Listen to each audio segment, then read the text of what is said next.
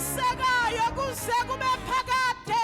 Impela kusuka kwaba nguJanuary, kwaba nguFebruary, kwaba nguMarch, kwaba nguApril, kwaba nguMay. Wavela wasibonakalisa, wavela uThixo, wasiveza amandla akho amangalisayo ukuthi impela unakufishwa, impela uNkulunkulu, impela wena wethwa uyabathwala abangabakho, ubahole ubavikele, ubagone ngemkhono yakho yothando. Siyabonga Nkosi, namhlanje sisenyangeni yokugcina, sithi umuhle akekho njengawe. Nakulo 2025 uyawavela. Siyabonga, siyabonga, siyabonga, siyabonga, siyabonga, siyabonga. Siletha uduma kuwe, siletha ibongo. Phakama Nkosi, thina sithobe. Phakama Jehova, thina singafeli, kodwa kuvele wena udunyiswa ngegama likaJesu waseNazaretha. We give you all the glory and honor. Hallelujah. Thatha indawo yakho, uNkulunkulu wethu ayingcwele, ngegama likaJesu waseNazaretha. Oh, Holy Spirit, we thank you in Jesus' name, because He's good and His mercy shall endure. Washo njalo, 2 Chronicles chapter 20.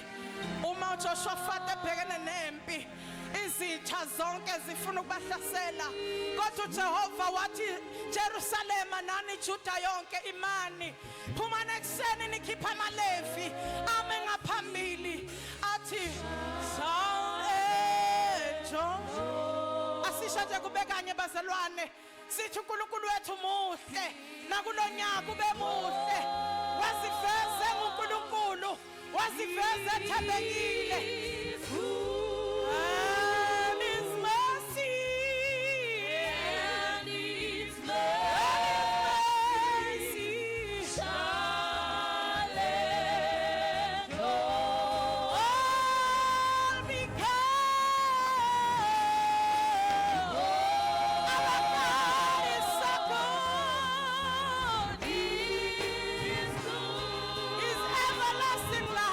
His everlasting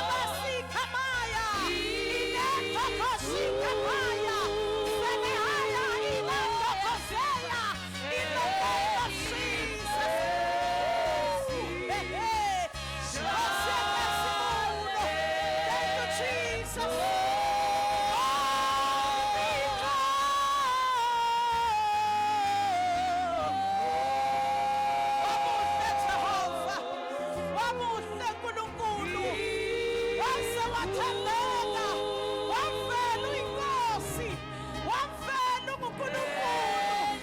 Thank you, Jesus.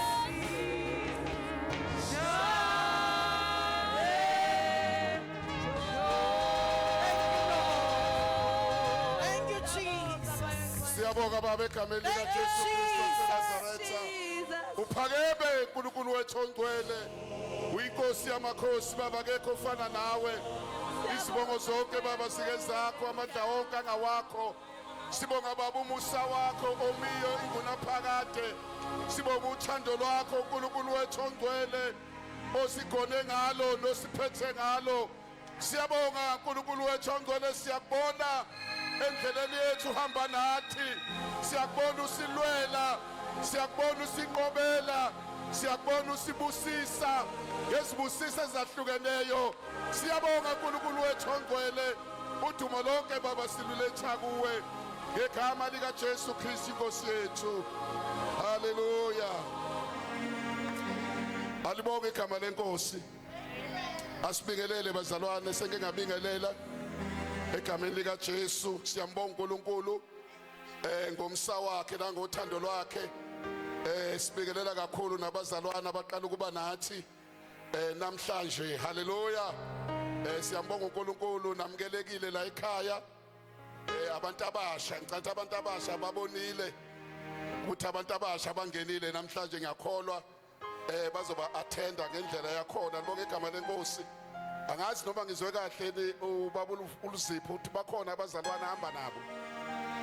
Ngicela bame ngeenyawo nje bazalwane, sibabone, sibashayile izandla bazalwane. Siyanthanda kakhulu, siyawubona umsebenzi eniwenzayo lapha yana. uNkulunkulu aqhubeke anibusise nokusupport inceke yakhe nje aseyivusile kule ndawo.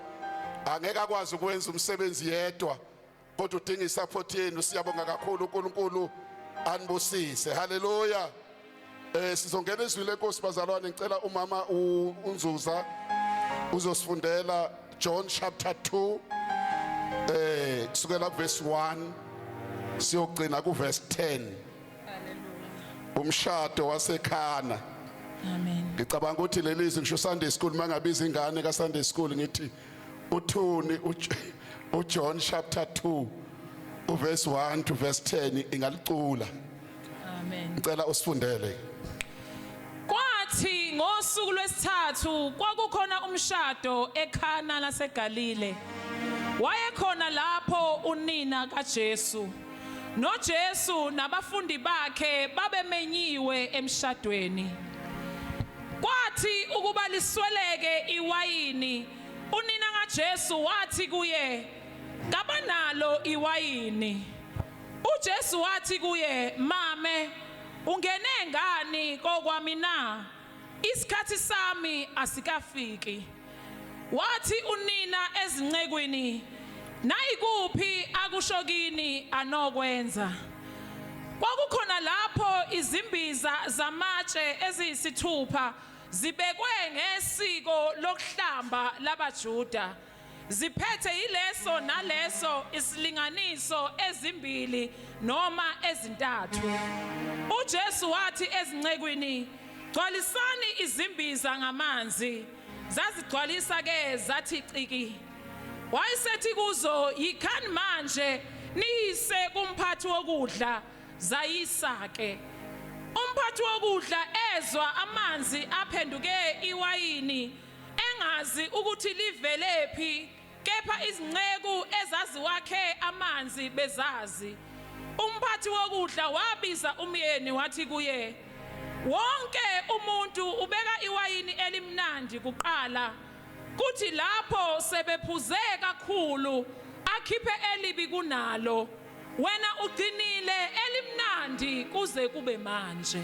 Kuyo lencwadi kaJohn 15 ungifundela uverse 5. John 15 uverse 5. Amen. Verse 5. "Mina ngingumvini, nina ningamagatsha. Ohlala kimi nami kuye, lowo uthela izithelo eziningi, ngokuba ngaphandle ngaphandle kwami ningenze lutho. ohlala kimi nami kuye lo uvela ithela ithelo nje eziningi ngoba ngaphandle kwami Jesu nikenze lutho. Liphilile babizwi lakho linamandla. Khuluma ngalo Nkosi usiza ukuphila kwethu ngegama lika Jesu Kristu inkosi yethu. Amen. Ngithanda ukukhuluma bazalwane ngesihloko esithi invite Jesus Christ in everything you will succeed. Invite Jesus Christ in everything you will succeed. Mumeme uJesu kwizinto zonke uzophumelela. Simenze njalo uJesu bazalwane. Simeme kukho konke sizophumelela. uJesu simema izinto zihamba kahle.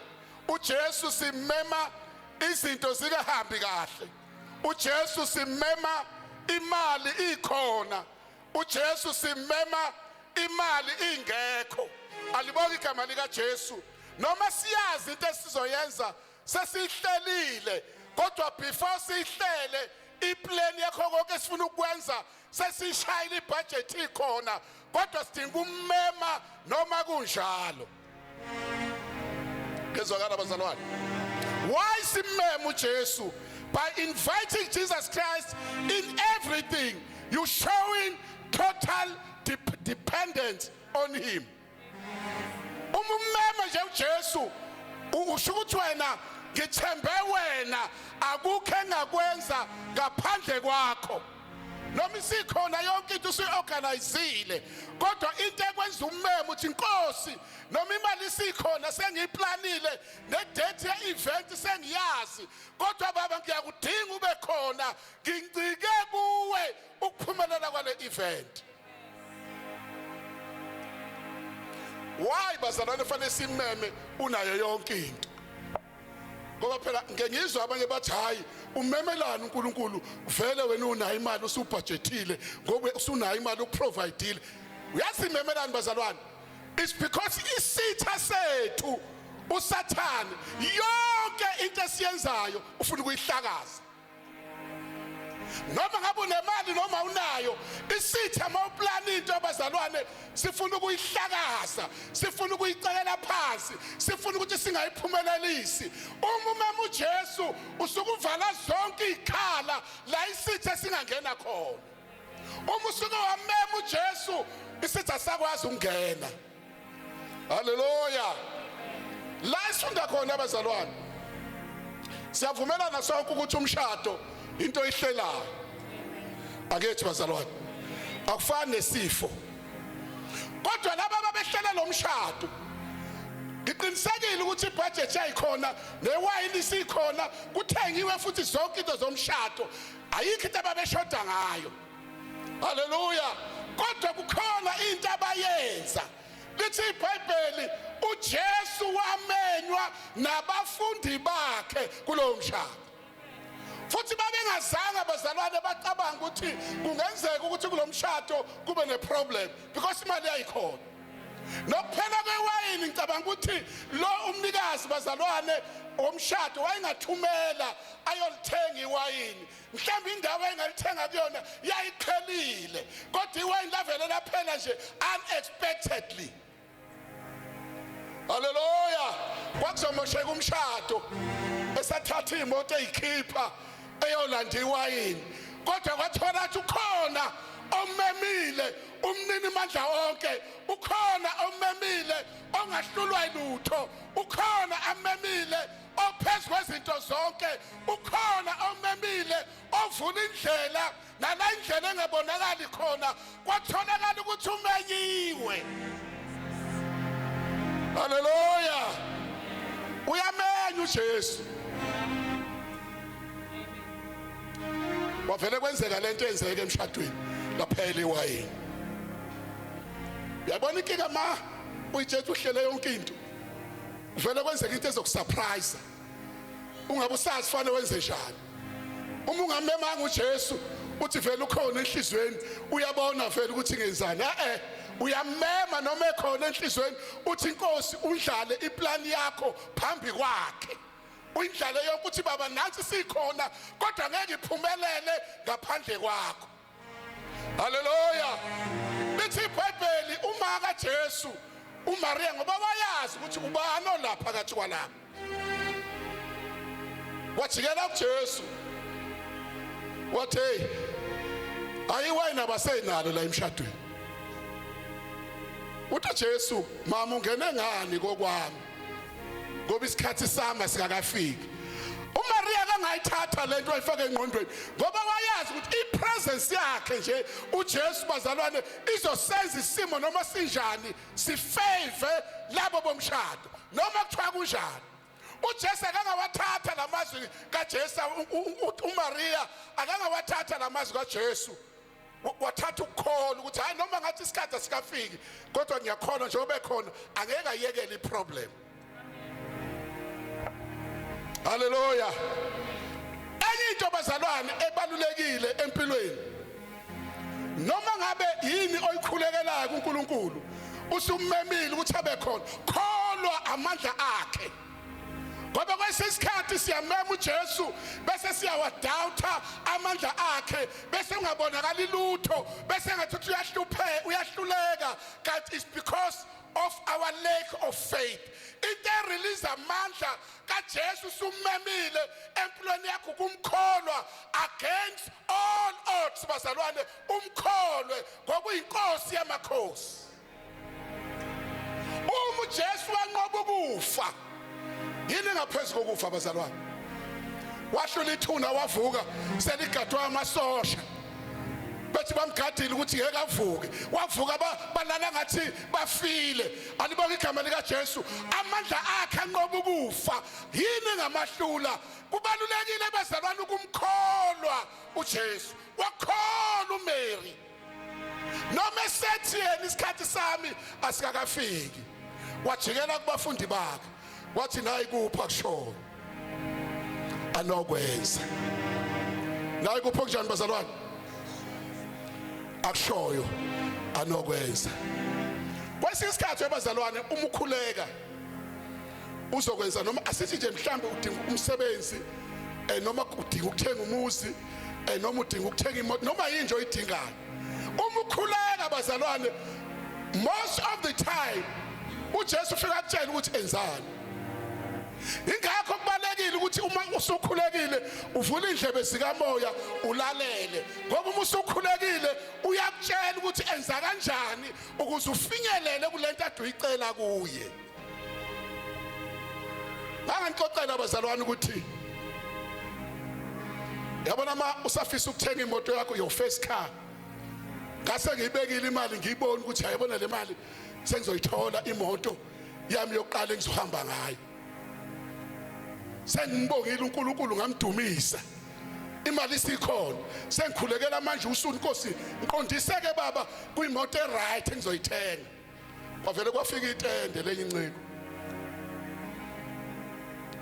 ngithengise etendeni ngithandaza nami ngizwa umoya wathi umoya ngicela thatha yonke le mali uzonikela ngayo upledge hayi ngavela ngabona ukuthi yabona ngathi sathane suke emva kwami into yokuqala engayisho bazalwane ngathi sathane njani angeke ngibekele le mali iminyaka hayi unyaka ingithatha isikhathi ukuyibeka bese wena sathane uthi angiyithathe ngizonikela ngathi ngeke phinde abathe ngivala amehlo kushayela ngelimi harabashad balolibelesele lelizwe thatha yeke harabashad thatha imali uzopledge ngoba kwesisikhathi mawukhuleka ucela uthi uJesu uthatha leli bhanti onalo unikeze nangu ohluphekile ngoba lento ozoyenza izokuvulelani bazalwane izokuvulela iminyango ngayithatha yonke bazalwane ngayithatha ngayifaka envelope ngafike ngayifaka hayi kwabe ngimthintile uNkulunkulu emsebenzini kwavele kwavuleka iminyango ngabiza nushalo kwathiwa kunemali zami okufanele ngiyithola imali engayithola yaba ngaphezulu kunemali esengiyibekile ngakwazi ukuthenga imoto the better car than le bengizoyithenga why ngoba ngalalela kwesinye isikhathi ukulalela kubuhlungu ngoba kwaba buhlungu bazalwane ukuthi ngithatha imali yami sengiyibekile kwasiye isikhathi uthi uyathandaza baba ngiprovide ngomsebenzi athi uNkulunkulu thatha mhlambe kusele 100 rand thatha 100 rand hamba uyothengela umakhelwane ipackage yama pieces nawe lo 100 rand bese uyithethe uzothenga isinkwa udlele ingane zakho uNkulunkulu ukuvulela umnyango ngoba lethi iBhayibheli opha ompofu utsheleke uNkulunkulu onjani bazalwane opha ompofu onikela nje kumuntu ompofu utsheleke uNkulunkulu ubani ongatsheleke uNkulunkulu angayitholi iinterest ephindaphindiwe most of the time uthandaza siyasinda thina esinemzimba ngoba mangibheka la esontweni akekho uNkulunkulu angathi mnikeze isuthu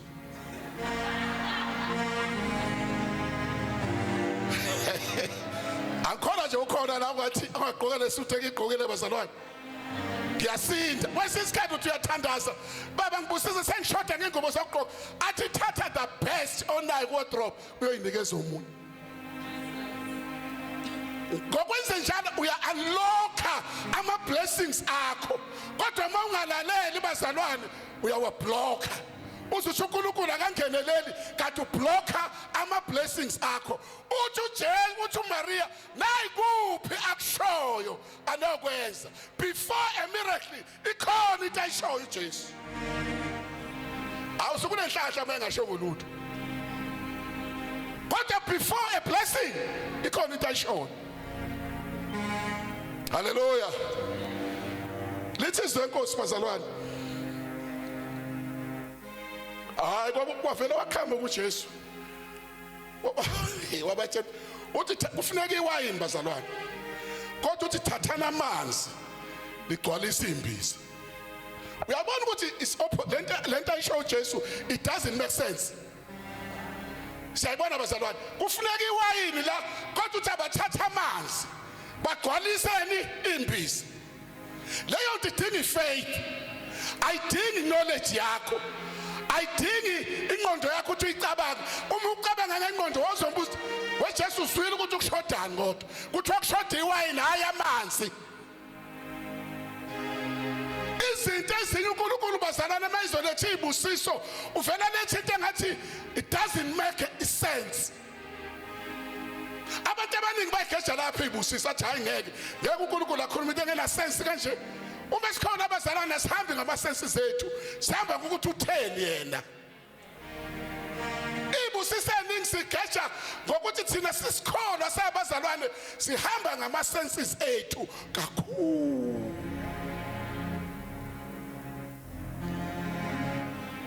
ukhule nje bazalwane ukhule nje isifo owaziwayo ukuthi esekushiwe emhlabeni okuthiwa akwazi ukuphila amasina lesifo sibiza abagulayo ume la phambili si declare ngokholwa ukuthi from today you are healed akuhlebele usathana athi kade wagula wena lindela usuku lokufa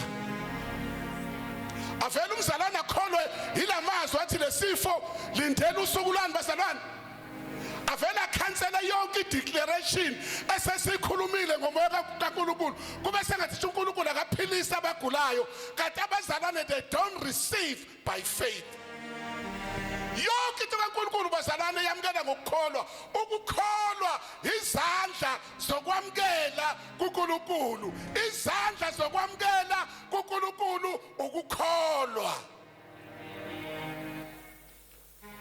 laba bazalwane abazange bambuza uJesu bavela bathatha amanzi bagcwalisa imbiza uyayibona lento ukuthi wayengathi umuntu bayagula emakhanda uyabona mase ukholwa uhamba ngokholwa abantu abaningi bavela bathi ucrazy ingqondo yakhe ayisebenzi wathi sokuthi akangawuthandazela nomphongolo kungcono make ngathi ukuthandazela bangathi abantu ayicha izokwenzeka bavela athi wakheni kamanzi lembe nikeze hamba ikhani niyonikeza umnikazi welokhusa womshado nalapho kusadingeka ukukholwa ukuthi ibona abathela amanzi la usuthi uJesu abakhe the same water wayiselapha kumnikazi womshado. Uyabona yenza isense. Yini eshintsha amanzi bazalwane? Is their faith number one in Jesus Christ. Into eguqula amanzi abe iwayini ukuthi bamkholiwe ngesikhathi uJesu ethi thelana amanzi embizeni, bawabona amanzi eseyiwayini, bambona uJesu enamandla okushintsha amanzi abe iwayini, bambona uJesu engehlulwa yilutho, bathi nayi kuphi lokho akushoyo sizokwenza, ngoba uJesu akakwazi ukukhuluma into angayenzi, into ayikhulumile uzoyenza. The fact ukuthi thina sibona amanzi ngamehlo ethu kodwa kusewona amanzi sekuyiwayini, ngoba usakhulumile umlomo ongathathi imanga. Kwenziwa njalo ukhona, uvela ukhona ungaboni, ingqondo yakho ikutshela ukuthi uyasangana wena, iyakuyenzeka into nje uthi ayikazi yenzeka. Umbuzo sathi ukhona umuntu wakwavuka esefile, athi ake uthi uJesu wavuka nalokho uzokushintsha. Ukuthi akaze kwenzeka kumuntu emhlabeni into ingaqala ukwenzeka ngawe ngoba unoJesu ongahlulwa yilutho. Musu comparison uJesu ngeexperience yakho. Ithi sipe block amandla kaNkulunkulu bazalwane, si block amandla kaNkulunkulu ngama experiences ethu. Ukuthi sazi kangakanani. Bese siblock the power of God. Uyabona mawuzo uyabona amandla kaNkulunkulu esebenza bazalwane, udependa kuye totally. Kakho konke uthi Nkosi, I am totally depending on you. I know that in you all things are possible.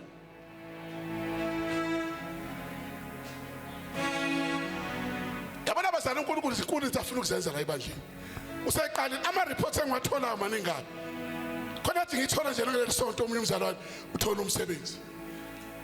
Abanye bayadilifeka, abanye bayaphila. Let's ukhulu uNkulunkulu afuna ukwenza, but bazalwane asike sidlule engqondweni zethu, asike sisikholwe uJesu.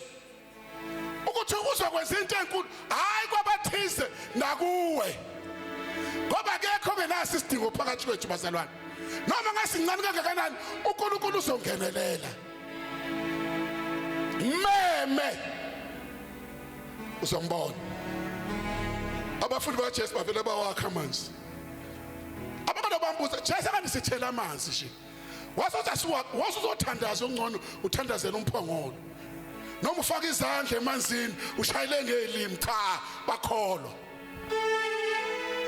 Lithi khona umhlabeni othi kholwa kuphela, kholwa kholwa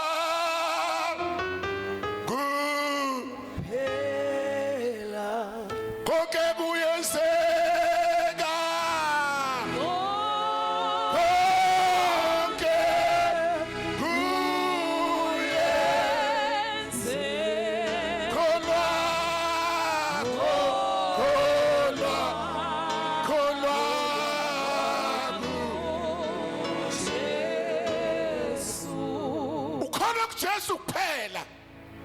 Ukhohle ukuthi amehlo akhe abonani. Khona amandla akhe bazalwane uzobona imangaliso. Noma ungalalela kwi-statistics ku-TV kuthi imisebenzi ayikho eSouth Africa, abasho wakho umsebenzi.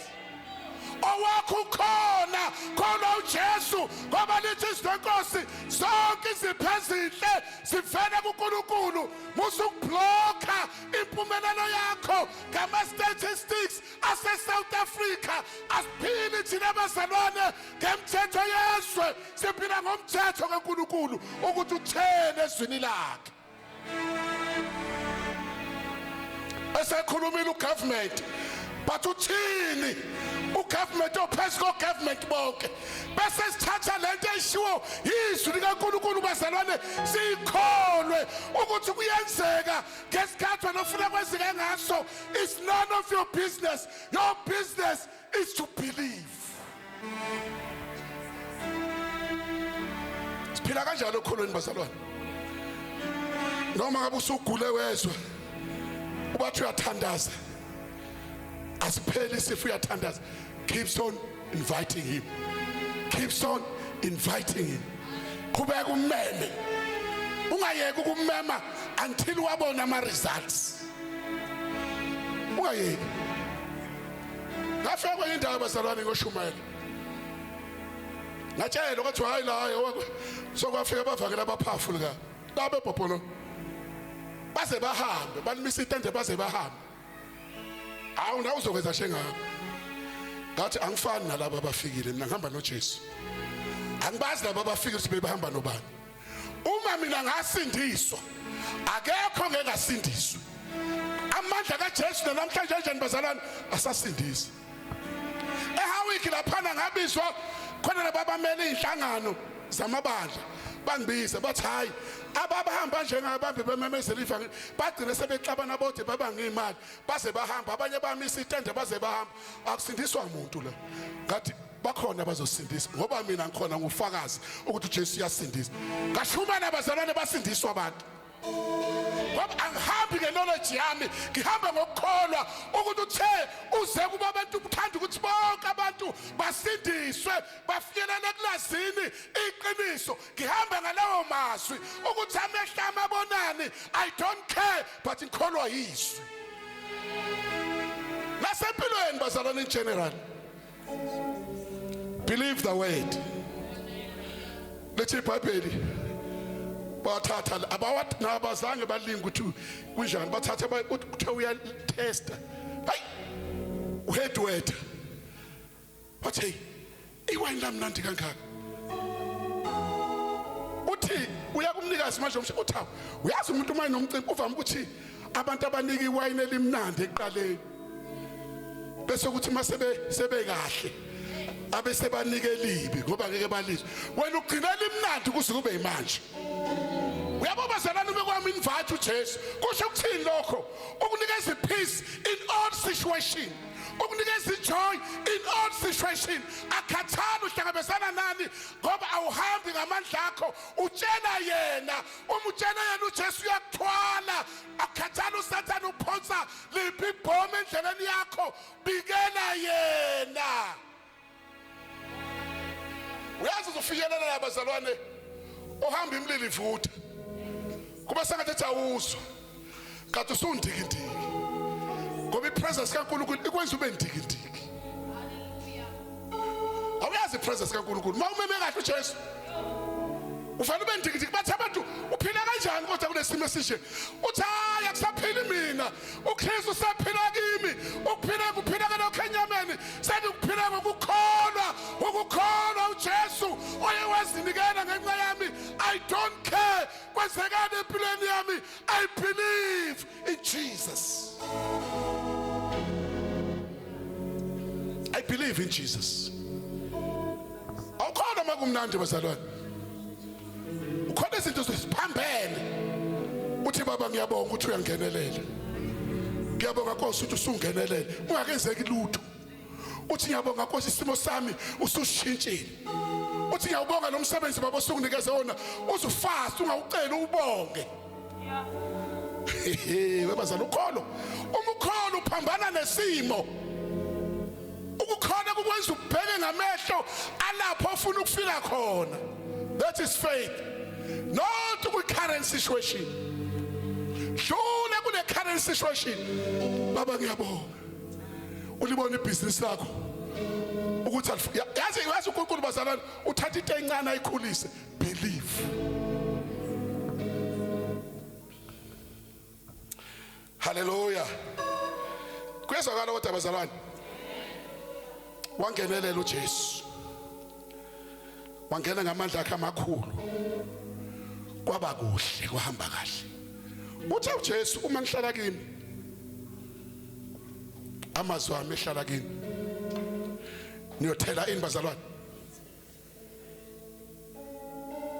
mhlamba angizwa awuliphindi kuthiwa khona okufanele sikusebenze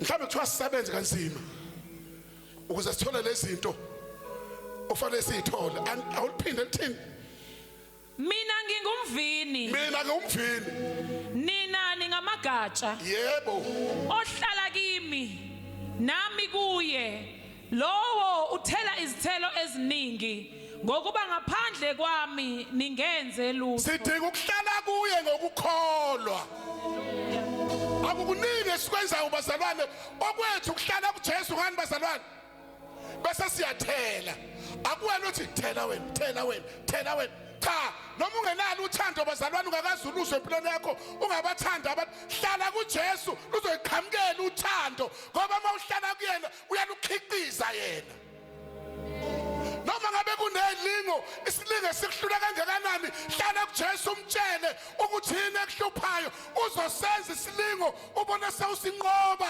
sesingenamandla ngoba amandla okunqoba izinto avela kuJesu hlala kuye ngokholwa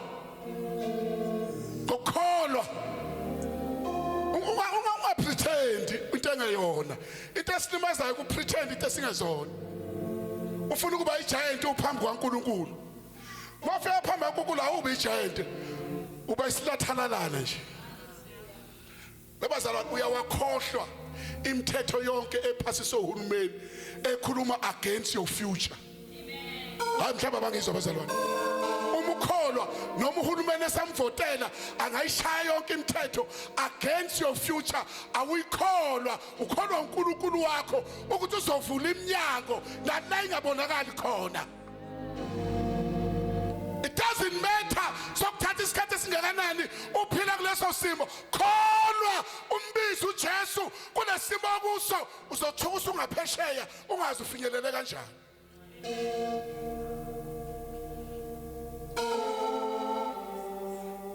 angixoxela bazalwane ukuthi khona isikhathi la abantu besilisa bake bavala imlomo ngoku-applyela ama-post ithi mayiphuma i-post kuthiwa preferable candidate is a woman uyabona usuzothola lutho lapho mawuhamba ngenqondo ngatshela uzakwethu imisebenzi asi-applyele bathi hawu ngafuna ukudlala ngesikhathi kusho nje ukuthi kufuneka umuntu wesifazane ngathi hayi mina ngizoyi-applyela ke noma kuthiwa kufuneka umuntu wesifazane mina ngiyindoda ngayi-applyela ngathi baba leya post ngiyayicela ingasekhaya ngizokwazi ukulala ekhaya ngibona unkosikazi wami every day ngibe ngimkhumbula ngamboni sengifuna ukuhlala naye uma-ke ngayithola ngizohlala naye ngilokhu ngimthi jeqe ngizinhliziyo ithi cosololo baba ngisize ngithole le post ayinandaba ukuthi kuthiwa kufuneka umuntu wesifazane kodwa mina ngiyakholwa ukuthi ungayishintsha lento bangithatha noma ubenze baba manje ku-interview bangibona ngathi umuntu wesifazane babone lethu sebenginika incwadi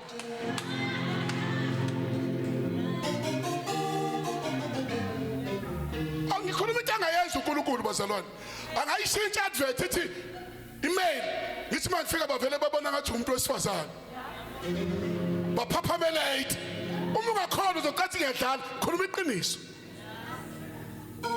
hawu bangibiza ku-interview ngathi hey ngamtshela lo ngathi hayi bangibizile wathi hayi badlala ngawe bayo-eda isibalo ngathi hayi akuzo-edwa sibalo lena seyami ngoba sebengaqala ukuyibonga ngiyayibonga baba le position osokunikeze yona ngibonga ukuthi uzwile umthandazo wami ngoba njengoba bengibiza kusho ukuthi ngiyaqualify isingeyami angakayi ku-interview ngafika ku-interview hey bazalwane kwaphela ngisho oh this that ngashaya isingisi nami engasazi bengibuza ngabona sababeka amapeni phansi bengasamanga ngathi nabo-ke Nkosi usuphezu kwabo ngashaya isingisi bazalwane ngashaya nami engasazi ngashaya sayiphumela ngoba mamkhona uJesu into ziyayiphumela sayiphumela engahamba kwakuyimina ngedwa umuntu wesilisa kuleyo interview ngayithola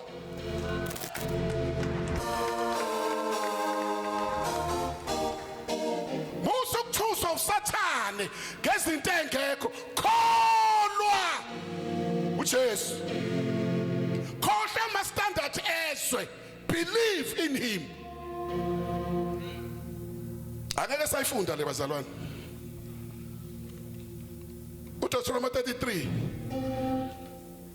uJesu la uNkulunkulu ukhuluma noMoses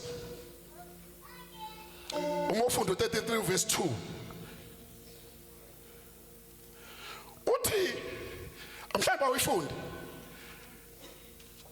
Exodus 33 awufunda verse 2 Exodus. 33. Hey avufunda kahle iBhayibheli yazi Awu. kunezinto oyithola nje ngokufunda iBhayibheli. Amen. Ungabona losifundisa wena uthathe into zakho. Amen. Exodus 33. Verse 2.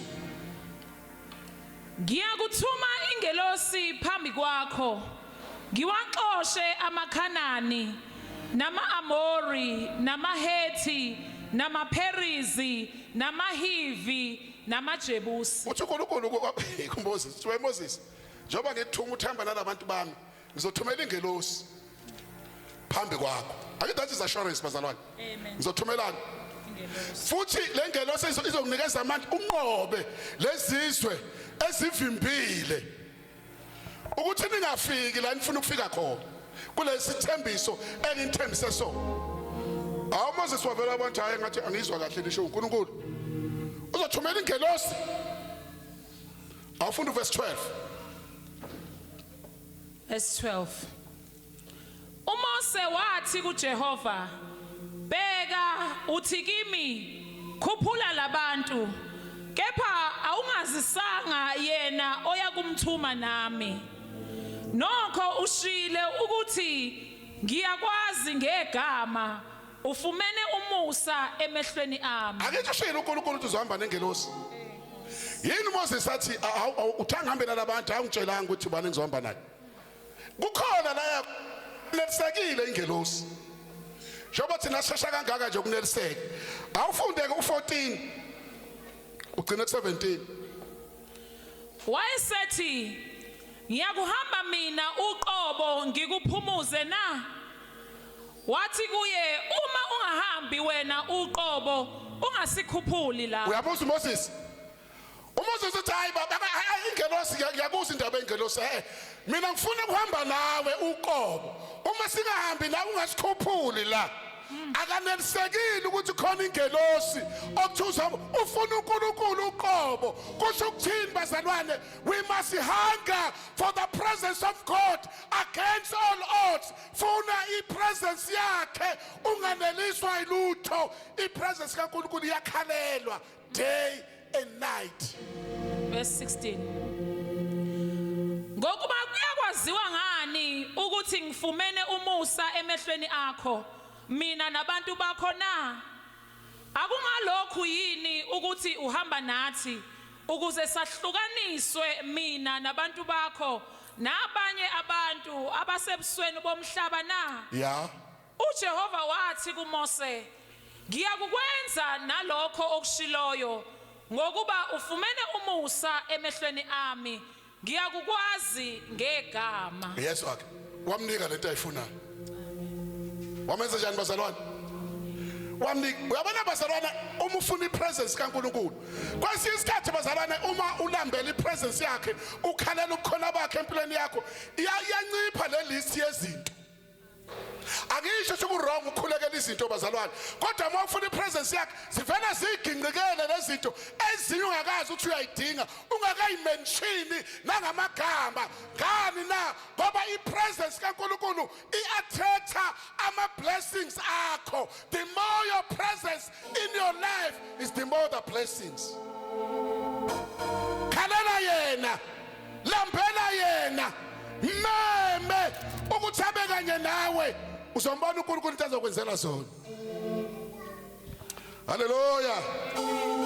Ukhona la uNkulunkulu abiza abantwana bakwaIsrayeli ngokuthi banezintamo ezilikhulu. Siyakhumbula lelo verse bazalwane. Sasiyinkinga isizwe sakwaIsrayeli.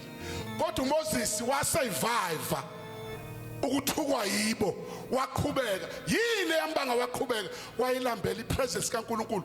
Wayesegcwele iPhulu ezizwe inhlamba kodwa zange amdiscourage. Uyazi abazalwane ipresence kaNkulunkulu abazophela abantu ebandleni abahlebayo. Angeke. Ngelila ngizohletshelwa nomthembile ngoba sibe sithemba abantu. Singathemba uNkulunkulu lebethi iBhayibheli uqala ekusiwe. Othemba kubantu kodwa ubusise othemba kuJehova. Umkholo umuntu obuze eshayela ngelimi uthi hayi uba nikholo elikhulu avela kuhlebe ikholo lakhe elikhulu. Uvela ufe emoyeni. ngoba uthembe yena. Kanti mawuthembe uNkulunkulu kuqhamuka inhlamvu uzizwe ungayinaki. Akuwena uqubuka amandla ngaphakathi kuwe akwenza usurvive kuma storms. Maningi ama storms empilo abazalwane into okwenza unqobe ubukhona bakhe kuwe. Indlela omlambele ngayo, indlela ommema ngayo empilweni yakho. Ugcina ungasayinaki izinto usubheke kuye. Ngitshela indlela yokuwina mina.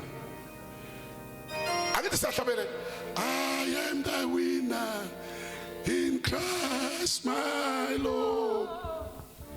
A winner may be if I'm in the Lord, like a soldier in the army. I'm strength for the war. I am a winner in Christ my Lord. Thina bazalwana abantwana bakaNkulunkulu, we are winners. It doesn't matter ukuthi usiphi isimo. It doesn't matter ukuthi ubhekene nani. It doesn't matter ukuthi uvelani.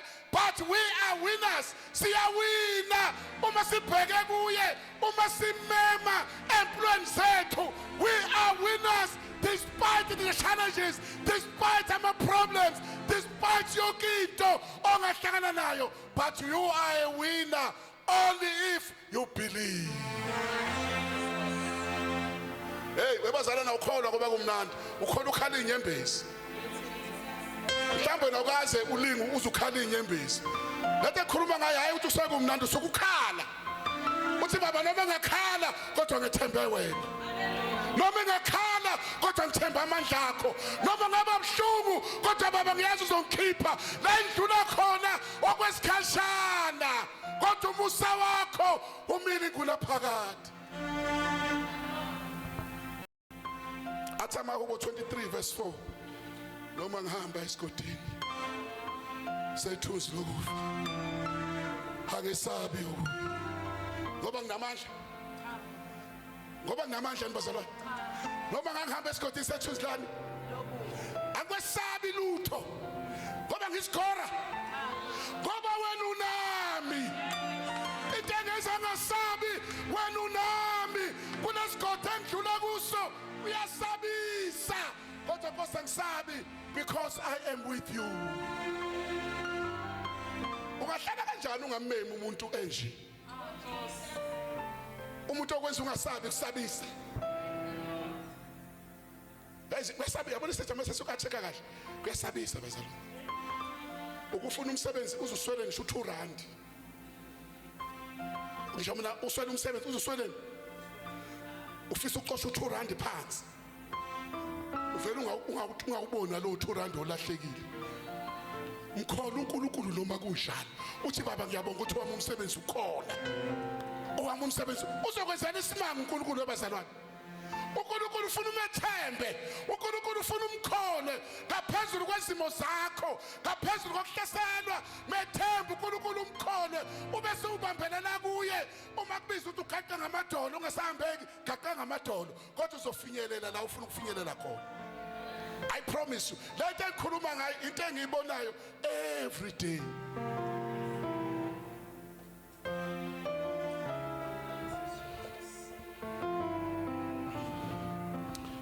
Awuvula amahubo 16 verse 11.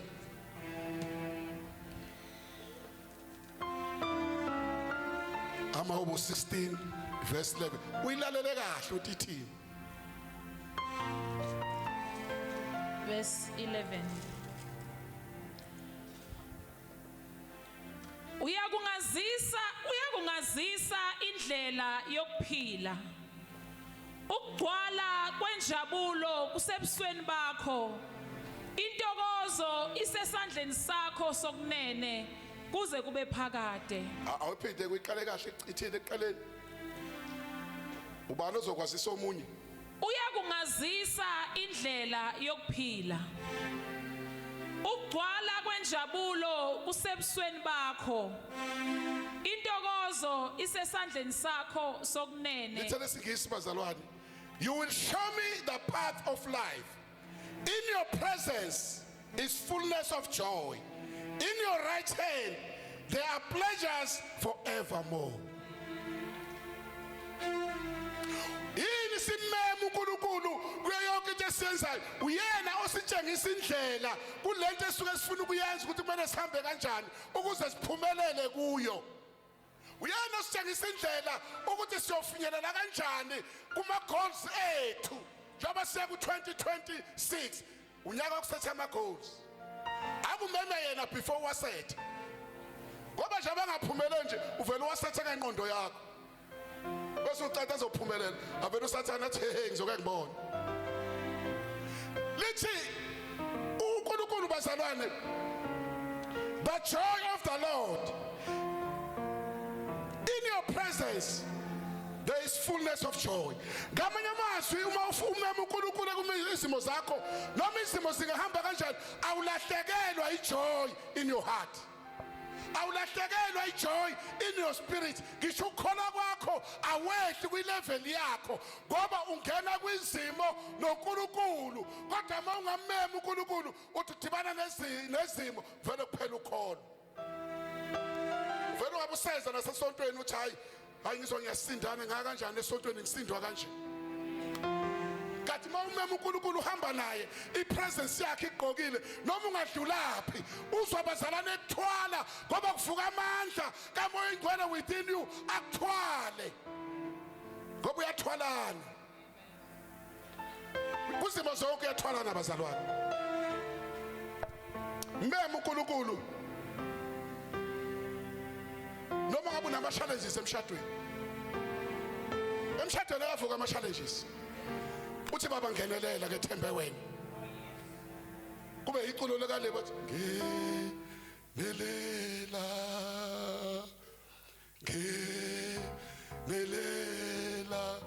ngenelela ngenele esimene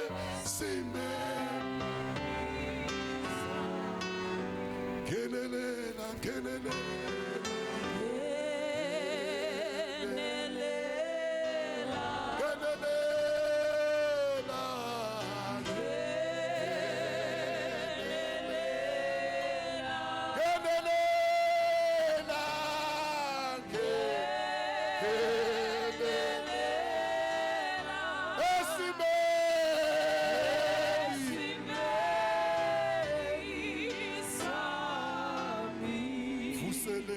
vuselela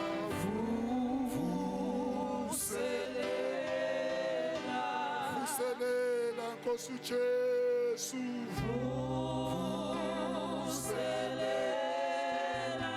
vuselela Nkosi Jesu umoya wami Nkosi livuka ngaphakathi leliculo udlula esimene singajabulisi. Uyamema uthi baba nginawamandla okudlula kulesi simo kodwa ngenelela baba ngenelela ngethembe wena lesi simo ayikho into ethembisayo kodwa ngethembe wena.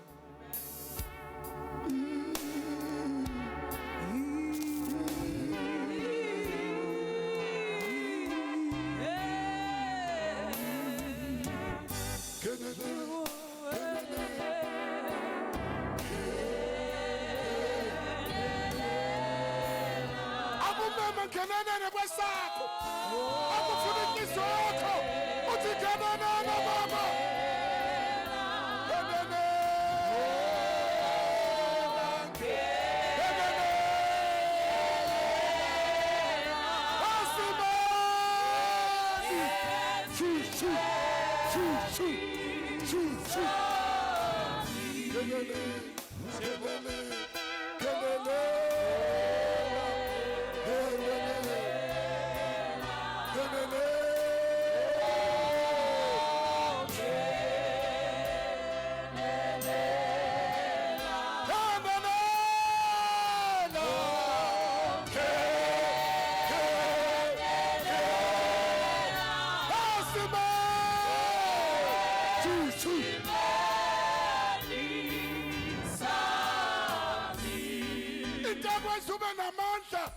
noma udlula emeni uqhubeka ukholwa uyamema uthi vuselele vuselele noma kudlula kunatadlula kuyo vuselele umoya wami vuselele umoya wami vuselele umoya wami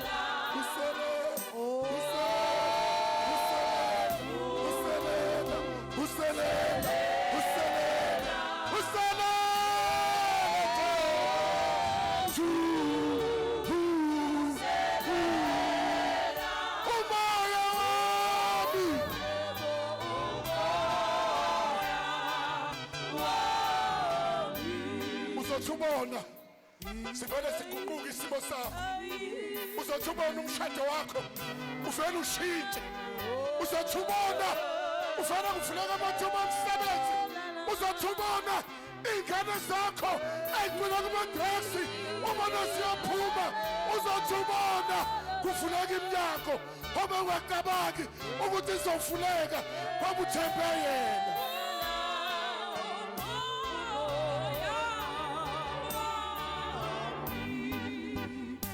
noma kube emsebenzini unenkinga emsebenzini tshela yena noma ibhizinisi lakho alihambi kahle tshela yena noma khona amalungu omndeni ofusa abakholwa tshela yena noma ingane zakho ziyinvolve kuma-drugs tshela yena noma ufuna i-protection nomndeni wakho ne-security tshela yena noma ufuna umuzi tshela yena noma ufuna imoto tshela yena noma ufuna imali tshela yena noma uyagula tshela yena noma ufuna i-guidance tshela yena noma endleleni yakho yokukholwa akuhambeki tshela yena uzongenelela uzongenelela uzongenelela uzogenelela today uyagenelela kwisimo sakho gelele asime ngenyawo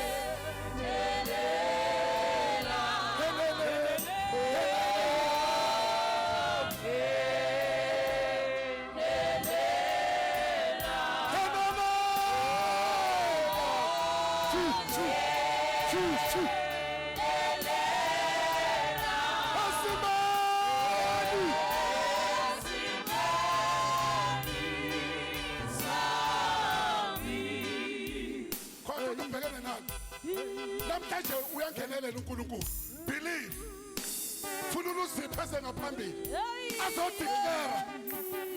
azodeclare kwisimo sakho azodeclare phezu kwempilo yakho obakho believe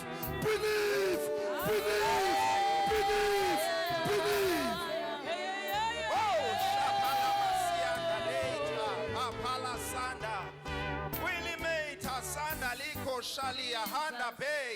Uyinkosi enamandla uNkulunkulu wethu ongcwele asikho isimo esimelana namandla wakho akukho okukwahlulayo wena Thixo unguNkulunkulu onamandla isimo ngesimo siyathoba phambi kobuso bakho sibonga ukuba unguThixo ohamba nathi uyasithwala uyasethatha ungena nathi ngisho emililweni awusishiso Baba wethu ongcwele uyinkosi enamandla Maileta sandaliko shiala basaya Motalia sina maitaleta Rico shalabako siando Mandali baba siatali karaita Simandalate.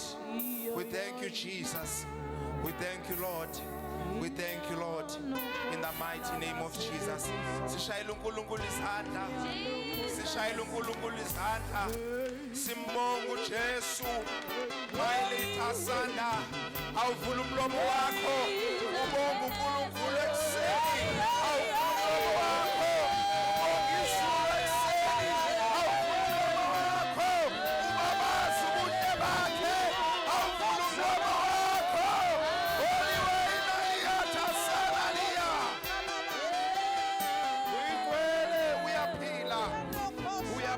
sekumuhle. Oh akekho uNkulunkulu njengawe. Uyababa sekumuhle. Uyinkosi namandla. We thank you Holy Spirit of God. We thank you Baba. In the name of Jesus. Hallelujah.